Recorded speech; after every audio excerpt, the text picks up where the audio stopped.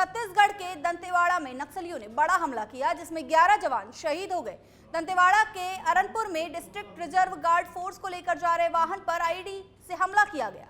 शहीद जवानों में 10 डीआरजी के जवान और एक ड्राइवर शामिल है। वहीं हमले के बाद सीएम भूपेश बघेल का बयान भी सामने आया है। सीएम भूपेश बघेल ने कहा कि नक्सलियों को छोड़ा नहीं जाएगा।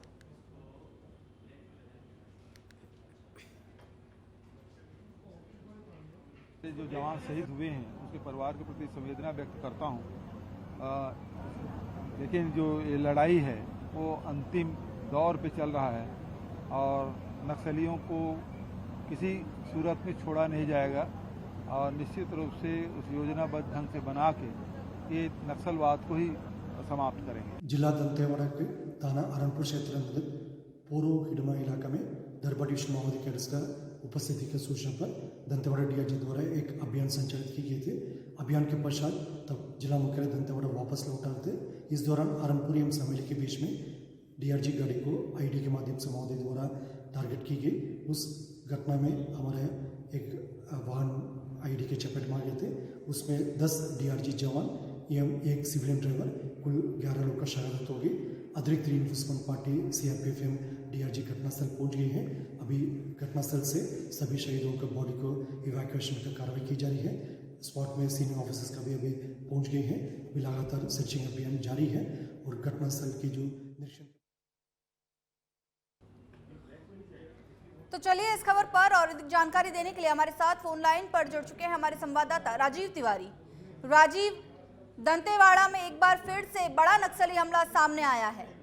ऐसे में बेहद दुखद खबर देश के लिए, देश ने अपने 11 जवान खोए हैं। क्या कुछ अपडेट है इस पूरे मामले को लेकर अब तक? बिल्कुल, जिस तरह से नक्सली हमला हुआ है छत्तीसगढ़ के दंतेवाड़ा में, उसको लेकर के सभी प्रधानमंत्री नरेंद्र मोदी की बात कीजिए, गृह मंत्री अमित शाह की बात कीजिए, वहाँ के मुख्यमंत्री की बात कीजिए, सभी लोग दुख जता रहे हैं और पूरे मामले में सभी का एक स्टेटमेंट आ रहा है कि नक्सलियों को बख्शा नहीं जाएगा। महत्वपूर्ण बात यह है कि गृह मंत्रालय लगातार एक एक चीज पे निगरानी बनाए हुए है और गृह मंत्री अमित शाह ने छत्तीसगढ़ के मुख्यमंत्री से इस मामले में बात भी किया है और उन्होंने कहा हर संभव मदद दी जाएगी। जिस भी चीज की जरूरत है तत्काल आप कहिए। जो जानकारी मिल रही है कि दंतेवाड़ा में जहाँ पे अटैक हुआ है, आईईडी के से ब्लास्ट किया गया है, वहाँ पे नक्सलियों के भारी संख्या में छुपे होने की बात चल रही थी और यही वजह है कि वहाँ पे सुरक्षा बल लगातार सर्च में जुटे हुए थे और जब सर्च ऑपरेशन से वो वापस आ रहे थे, इस दौरान जो है आईईडी से उनकी गाड़ी को ब्लास्ट किया गया जिसमें 11 जवान शहीद हुए हैं। अब पूरे मामले की जांच की जा रही है और गृह मंत्रालय के सूत्रों से जो जानकारी मिली, गृह मंत्रालय पूरे मामले को लेकर के हाई अलर्ट मोड में है क्योंकि कुछ दिनों पहले गृह मंत्री अमित शाह जब छत्तीसगढ़ दौरे पर गए थे तो उन्होंने वहां से एक स्टेटमेंट दिया था कि अब नक्सलियों से जो लड़ाई है सरकार की वो अंतिम दौर में है और जल्दी ही इसको कंट्रोल कर लिया जाएगा। तमाम सुरक्षा एजेंसियां लगातार काम कर रही थी और बहुत से ऐसे नक्सली नेता थे जो सरेंडर करने की तैयारी में थे, बहुत सरेंडर कर भी चुके हैं। तो जो कहा जा सकता है कि छत्तीसगढ़ के साथ साथ जो उड़ीसा और बंगाल का जो बेल्ट है जहाँ पे नक्सली छुपे रहते हैं और वहाँ पे गतिविधियों पे नजर बनाए रखते हैं, तो कहीं ना कहीं उनका इंटरफेरेंस था कि सरकार लगातार जिस तरह से दबाव बनाई हुई है छत्तीसगढ़ में और नक्सली एक के बाद एक सरेंडर कर रहे हैं और कुछ सरेंडर करने वाले हैं, तो इनको कैसे रोका जाए, सरकार के ऊपर कैसे दबाव बनाया जाए। जानकारी ये भी मिल रही है कि भारी संख्या में जब छुपे हुए थे नक्सली वहां पे, तो इस तरह की जानकारी मिल रही थी कि नक्सली बौखलाए हुए हैं और किसी बड़ी घटना को अंजाम दे सकते हैं। तो हालांकि सुरक्षा व्यवस्था को लेकर के चाक चौबंद किया गया था। इसके पहले भी दंतेवाड़ा की बात कीजिए, बस्तर जिले की बात कीजिए, ये 2-3 जिले जो हैं बहुत ही संवेदनशील हैं और यहाँ पर हमेशा हाई अलर्ट मोड में पुलिस रहती है। लेकिन आज जो घटना घटी है इसको लेकर के सरकार, केंद्र सरकार भी बहुत गंभीर है और वहाँ की राज्य सरकार भी गंभीर है और चिंता का भी विषय है।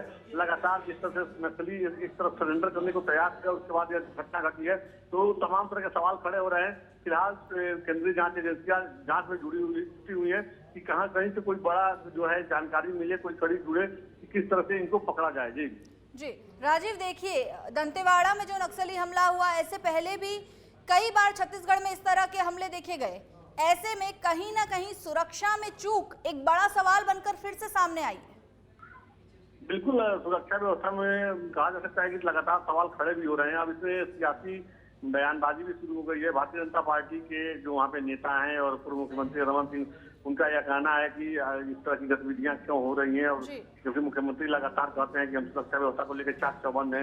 मुख्यमंत्री का स्टेटमेंट आया कि नक्सलियों को छोड़ा नहीं जाएगा, तो बयानबाजी तो हो रही है, लेकिन बड़ा सवाल यह है कि वास्तव में 2 साल के बाद देखा जाए तो यह बड़ी घटना घटी है और इसको लेकर के सरकार बहुत ही चिंतित है। क्योंकि पिछले दिनों जब लगातार सर्च ऑपरेशन किया जा रहा था तो उस दौरान बहुत से नक्सली पकड़े भी गए थे और बहुत से नक्सलियों को समझाया गया था और कंट्रोल करने की स्थिति में सरकार थी कि कुछ लोग जो जिनको आदिवासी समाज के जो युवाओं को भड़का करके और नक्सली बनाया जाता है, वहाँ की सरकार लगातार काम कर रही थी और उनको एजुकेशन की तरफ मोड़ रही थी।